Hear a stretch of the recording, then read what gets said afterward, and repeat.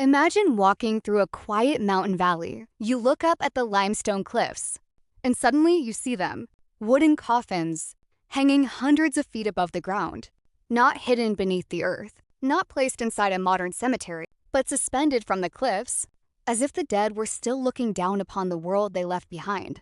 This is Sagada, in the mountains of the Philippines.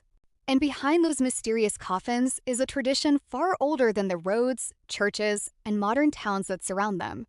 For generations, the people here believed that death was not simply an ending, it was a journey, and the dead still had a place within the community. Their ancestors were not forgotten. They were still part of the world, still watching, still remembered. And perhaps that is why these coffins were placed so high.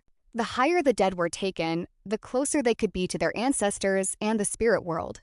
For some communities, caves and cliffs were sacred places where the spirits, known as Anito, could continue their journey and remain connected to the living. But here's what makes this tradition even more extraordinary. Some elders traditionally prepared for their own death long before it came. They could carve the wooden coffin themselves, a piece of timber, slowly transformed into the place where they would eventually rest. And when death finally arrived, the farewell was not rushed. There were rituals. There was mourning, there were chants and offerings.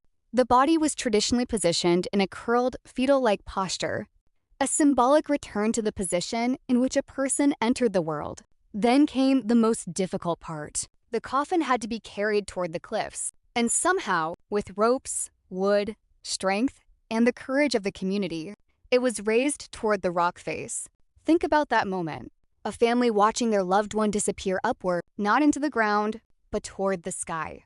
And when the coffin was finally secured among the cliffs, the journey was complete.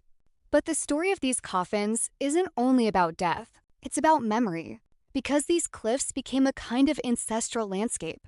Generation after generation could look up and know our people are still here. Yet today, something has changed. Modern life has transformed the way many families think about death and burial. Christianity, modern cemeteries, changing customs, and younger generations choosing different traditions have all contributed to the decline of hanging coffin burials. Traditional burials still occur, but far less frequently than in the past. And that leaves us with a haunting question. What happens when the last person who remembers the old rituals is gone? Because a culture doesn't disappear only when its buildings collapse. Sometimes it disappears quietly. When the songs are no longer sung, when the rituals are no longer performed, when the younger generation knows the story, but no longer knows how to live it. That is why the elders who still remember these traditions are more than witnesses to history. They are guardians of memory. They carry knowledge that was never meant to live inside a museum. It was meant to be passed from one generation to another, from one voice to another. And perhaps that is what makes Sagada's hanging coffins so powerful. They aren't simply strange coffins hanging from a cliff. They are reminders of a world where death, family, nature, and the spirit world were deeply connected, a world that is slowly changing. So the next time you see those wooden coffins hanging silently above Echo Valley, don't just ask, why did they bury their dead up there? Ask something deeper. What did these people believe about life that made them place their dead so close to the sky? Because sometimes, the most mysterious monuments aren't built to tell us about the dead. They're built to remind the living never to forget them.